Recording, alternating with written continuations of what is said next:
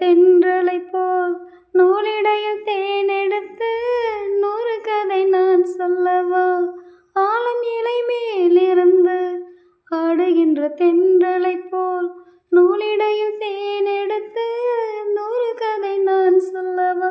நீருக்குள் விழுந்து சிறகு நனைந்த சிங்கார பூங்குயிலே, மாதுளம் பூவில் வாசனை தேடும் மஞ்சள் இளம்பெயிலே, என் தேவா சின்ன பொண்ணுதான் வெட்கப்படுது அம்மா அம்மாடி, அதை என்ன நினைச்சு கண்ணம் சிவக்குது சும்மா சும்மாடி.